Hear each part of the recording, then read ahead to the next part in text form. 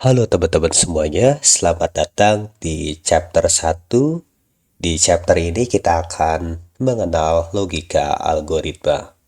Di sini saya telah membaginya menjadi 3 buah pokok pembahasan yang begitu penting. Yang pertama, pengertian logika dan algoritma.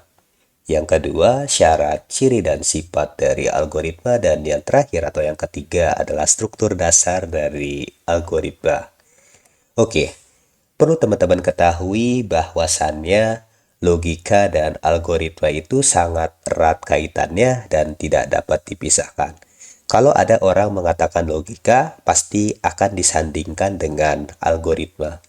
Begitupun dengan siang dan malam, kemudian bulan dan bintang, laki-laki dan perempuan, pejabat dan rakyat, serta aku dan kamu.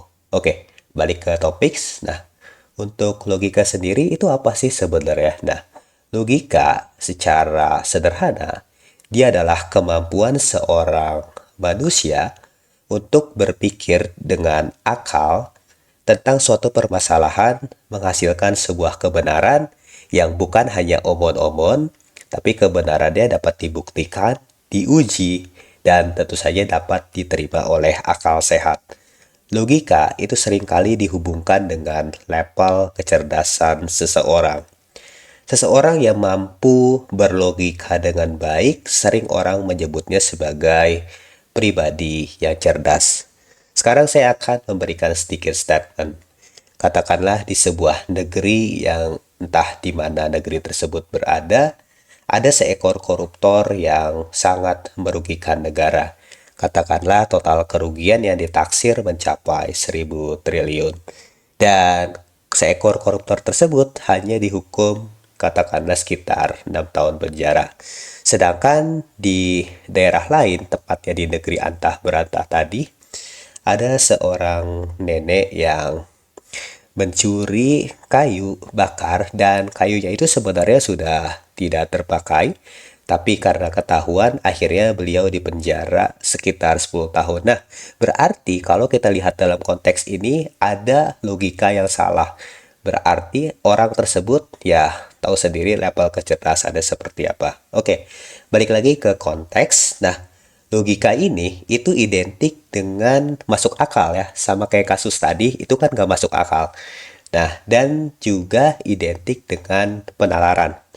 Mungkin sampai saat ini teman-teman akan bertanya, hah, penalaran? Apa itu penalaran? Nah, penalaran adalah salah satu bentuk pemikiran. Oke. Nah, pemikiran itu adalah pengetahuan tak langsung yang didasarkan pada pernyataan langsung. Pemikiran mungkin saja bisa bersifat benar atau true dan juga bersifat salah atau false.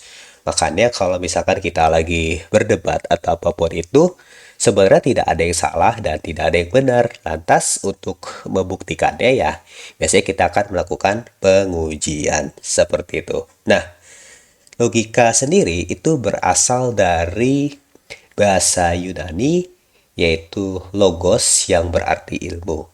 Logika dapat diartikan ilmu yang mengajarkan cara berpikir untuk melakukan kegiatan dengan tujuan tertentu. Nah, sedangkan algoritma itu berasal dari nama seorang ilmuwan Arab yang bernama Abu Ja'far Muhammad ibnu Musa al-Khawarizmi, penulis buku berjudul Al-Jabbar wal Muqabbalah. Nah, kata Al-Khawarizmi ini itu nanti akan diserap ke dalam bahasa Inggris menjadi algoritma dan diserap lagi ke dalam padanan kata bahasa Indonesia menjadi algoritma.